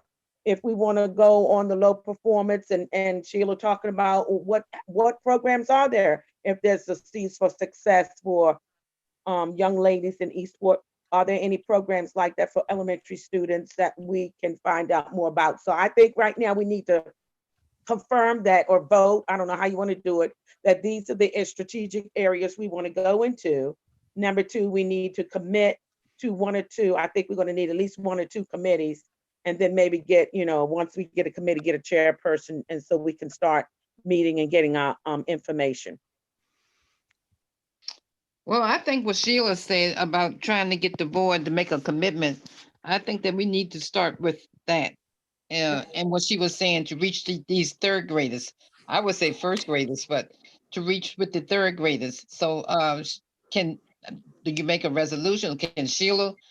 Well, what we're saying is we're going to when we break into the various committees, the committees would dwell into the best way to get that done, and then come back, and as the group, we would, find out, be able to do that.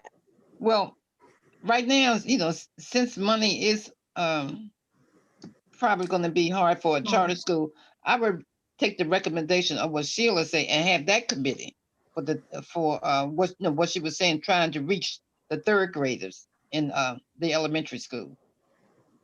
because it probably would be very difficult now to try to get a charter school. So at Oh, least we yeah. can start with Oh, yeah, something. yeah. Okay, can- so Enid, I think you've got a great action item. So here's how I'd like to proceed here. We've got 6 different items. That 3A, I think really is number 4, Future of Human Health and Medicine Organization at That goes AHS. with number 3, Jeff. It does go. Okay. Well, okay. so we still got 1, 2, 3, 4, 5. So I'm going to read these out, and I'd like for each one of you guys to put your hand up for 2 of them. Okay. And sometime before the next meeting, can you touch bases with your counterpart, and let's see if we can kick around some ideas. By the time we get together next month, we will have a new Board of Education member. And I think it's proper, and I guess she will probably want to join us in this discussion. I'll ask to go through this list of 5 again, and let's see what conversation we can have with our Board of Education member. I'd like to devote all of next month to that discussion, and I think there's general agreement. I haven't heard anybody say I think this particular idea is a bad one. So I'd like to take the prerogative of the chair here to move forward with that. So I'm going to read this out one time, just all together, and then I'll read them out one by one, and then put your hand up for at least 2, and we'll move forward. So Jeff?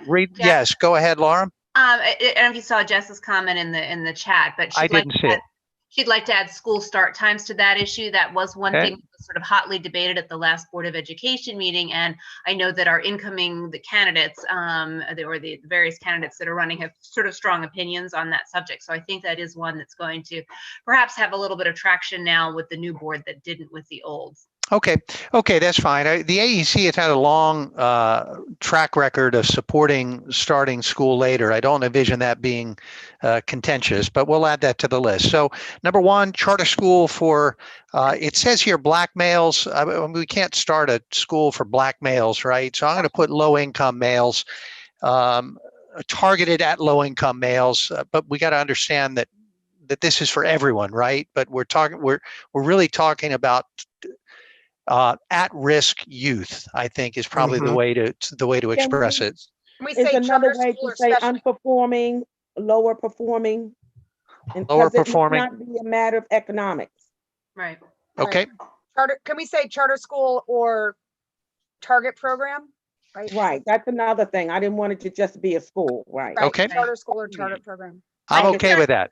Yeah, my concern with pursuing a charter school is that, there's a limited number of students that a charter school would be able to accommodate, and we've got students in all of our elementary schools in the cluster, and so that means that some of them would get the help that they need, but the rest of them would not. And so I think if we're concerned about equity, then we need to figure out something that we can roll out to all the elementary schools, or programs that can work with all the most at-risk students in all of the elementary schools in our cluster.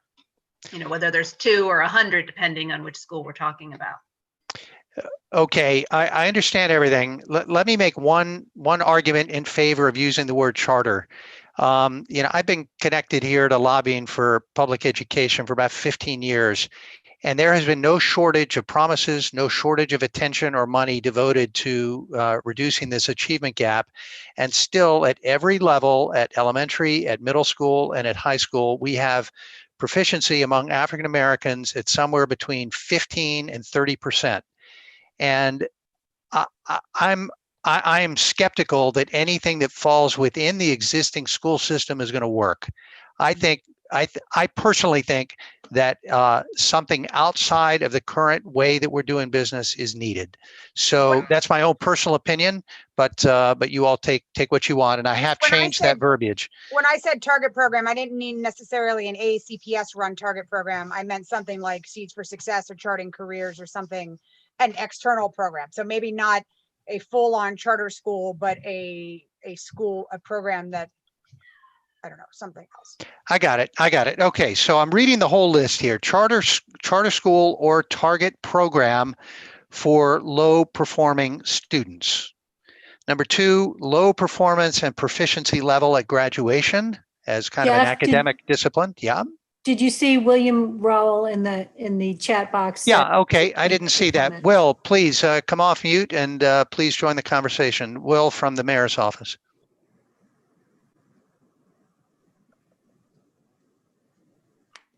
Hello, all. I just wanted to first of all thank you all. I know sounds esoteric, but I'm just so proud of all of you all who are on this commission, because not everybody, we're so remote and isolated. And I want to, if no one else tells you, I want to say that I am so overwhelmed by you all's amount of care to each of these subject matters. And also, it's nighttime, it's dinner time for you all, and I'm a little emotional, so it's kind of corny, but I want to thank you all. And I think we need to let the people of Annapolis really understand the amount of care and time you're taking towards each of these subjects. So thank you. And that's a personal thank you, and aside from my duties in the city. The second thing is I wanted to, as I heard you all discussing the verbiage for this particular item, I think it's important to remember that just be careful that all Black African American males are not low income. And so it's very, very important in terms of describing that, because we do have a lot of amazing African American male students, some of which, may come from low income households. But remember that we have a striated population of people, in all races and all cultures. So remember that. And then the second thing is that I don't know if we have a member from the Latinx community that's on the board, but remember also that we don't have totally awesome numbers in terms of attendance and otherwise in our Latinx community. So anyway, just wanted to add that in there as a footnote. I don't know if it helps at all. And that's why the verbiage was changed from low income to low performing. Okay. Right? Yeah. Male students. And like Jeff stated, that covers the whole umbrella. Right. Of all students. You can be white, Asian, Hispanic, Black. You can even be from Mars, right? Right. So it all depends, right? Okay. As long as you're in that school and you're a young man and you're not performing. And I want to also say I like that, because if you have to have an organization that's able to hit all the schools, or several organizations that's able to hit all the schools. So that's why I like pulling away from a charter brick and mortar and making it more like, I guess, what we are targeting. It's a program that targets this demographic. Did you look at the supplement? All right, so I'm done, and you can take me off, but I just wanted to let you all know that that you're doing good work, and I'm thank you. Well, on behalf of all the members of the Annapolis Education Commission, please accept our thanks for your support over the past several years. Since you came to work for the group, you've been a steadfast supporter of everything that we've done, helped behind the scenes to organize our membership, our meeting places, and anything that we needed. You and the rest of the staff of the city of Annapolis have been very supportive. So thanks very much for everything that you do as well. Yeah. And it's more Hillary at this point. So I want to give a shout out to Hillary Raftovich as well. So, all right. Thank you, Jeff. So noted. Thanks. It takes a village, right? Okay. Continuing with the Jeff, list. Can I just ask a quick question? With that Of number course. one, are we doing males or students? Well, right think now it's just a nebular idea meant to be reported back on. So I think probably larger rather than smaller is better, and then we can refine this next month. Okay, number 3 then is career pipeline and vocational preparation with 3A. Should we change number 2 to all levels, not just high school graduation? It was supposed to be promotion. We're supposed to be updated to low performance and proficiency level at promotions. I don't know how to word that, but at 5th, 8th. At elementary, middle, and graduate level, graduation level. Okay, we'll say promotions. That's fine. I mean, we see the same pattern. Really, it doesn't change very much at all. There's a slight uptick in high school, but not, in my mind, sufficient. But so we'll change number 2 to low performance and proficiency level of promotions. Number 3, then career pipeline and vocational preparation. 3A, the future of human health and medicine organizations at Annapolis High School, bilingual facilitators and support for English language learner families. Number 5, transportation concerns and the walking radius limitations. And number 6, then school start times. So if you would please put your hand up for 2 of these. I'm going to call them one by one, And then the goal then is to meet or to talk, email, whatever it is, sometime at least once before our next meeting. And then we'll continue this, we hope, with our new school board member, and we'll see what where this discussion takes us there. Enid, do you have anything to add before we move forward? Yes. Did you put me down for 2 and 3? I have to leave. It's my sister's birthday, so I have to leave. And I Okay. will select those 2, and I'll get back to you, Jeff, to find out exactly what our next step is. Okay. So I'm sorry, 2 and 3? Yes. Okay, 2 and 3, Enid. Okay, great. So let's see. Let's go with the charter school or target program for low performing students. Who wants to take that on? Ken? Number 1. Anyone else? Yeah, I would. I'm also. Sheila? I don't have a chat on my phone. I Odessa? don't know. No problem. So number 1. Okay. Yes. Number 2, low performance and proficiency level at promotions. Okay, Jess.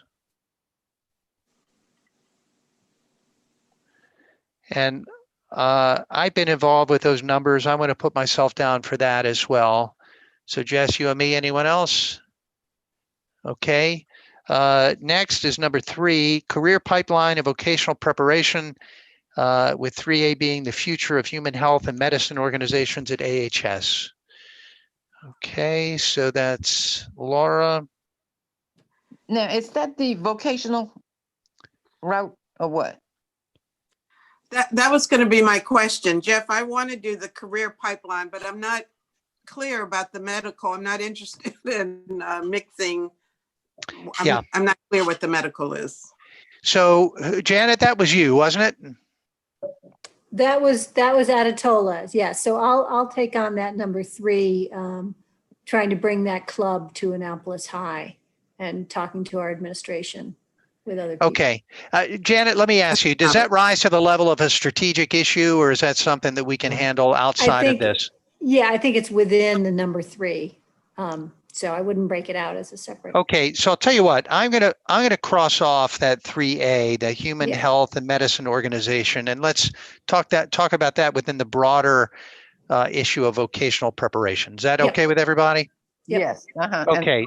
I would So like to be on that. Okay. okay, so Janet, you're gonna be on number 3, and Sheila and Ken And Odessa. And Odessa. and Odessa and Laura.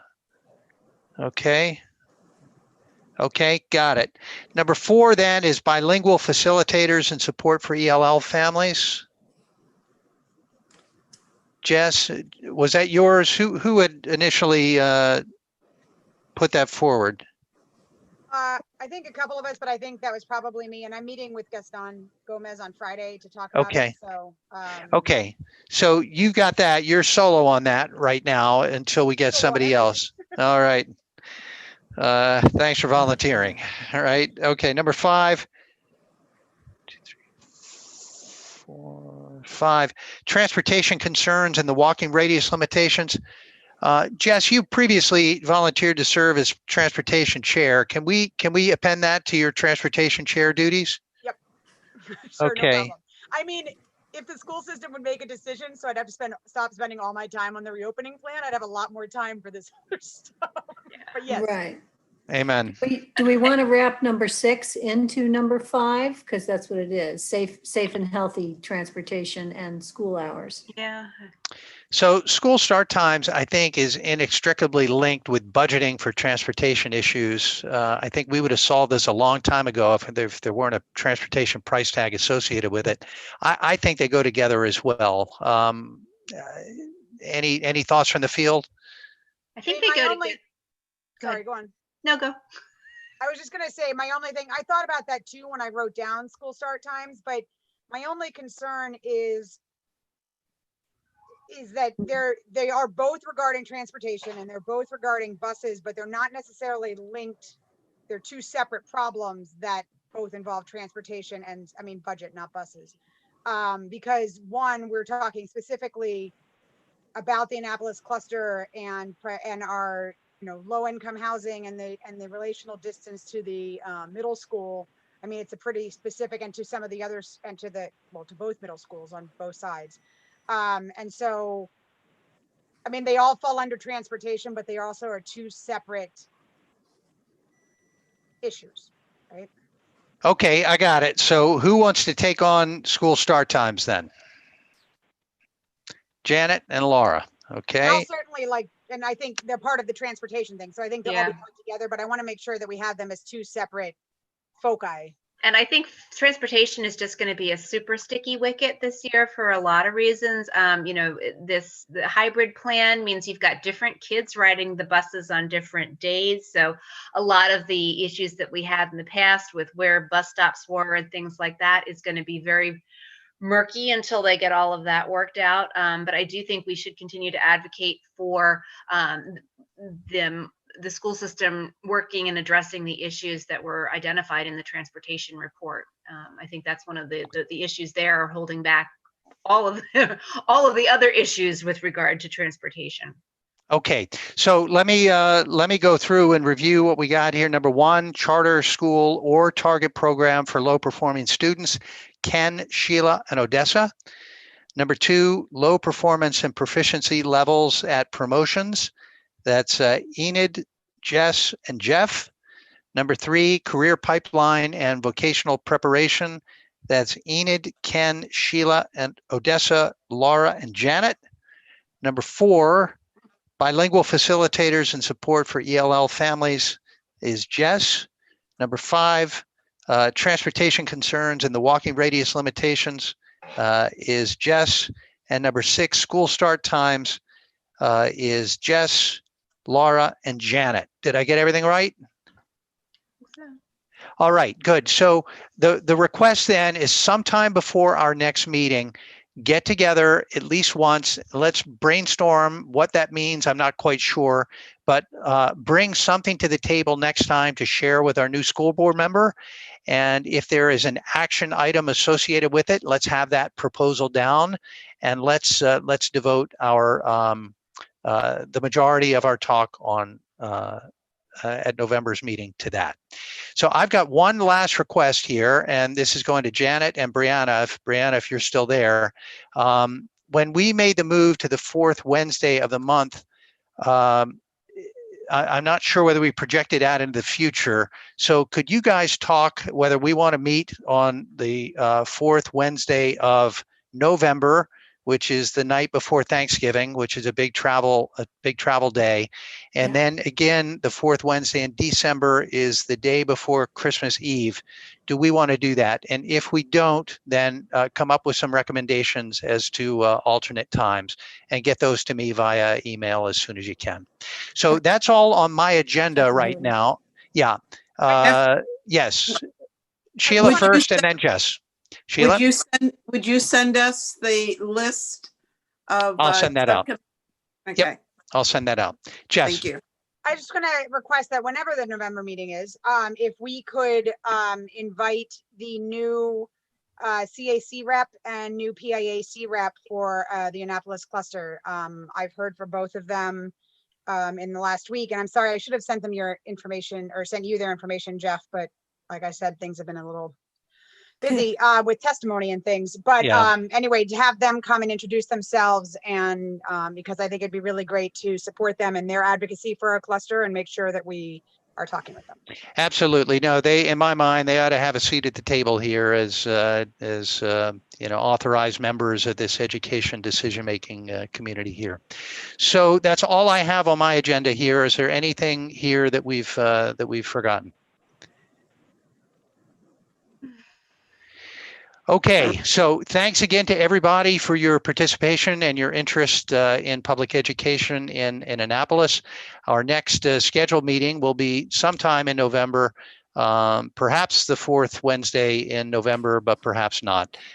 So we will send that out via the normal channels, and an agenda and a meeting time will be posted in the City of Annapolis's master calendar, along with agenda when we make that decision. That's all I have. I'm Jeff McCrease, and the Ward 2 Chair of the Annapolis Education Commission. Thanks very much, and we'll see you next month. Make a motion to adjourn. Thank you. Oh, second. Motion? Motion Second. to adjourn. All in favor? Aye. All opposed. Aye. Good night,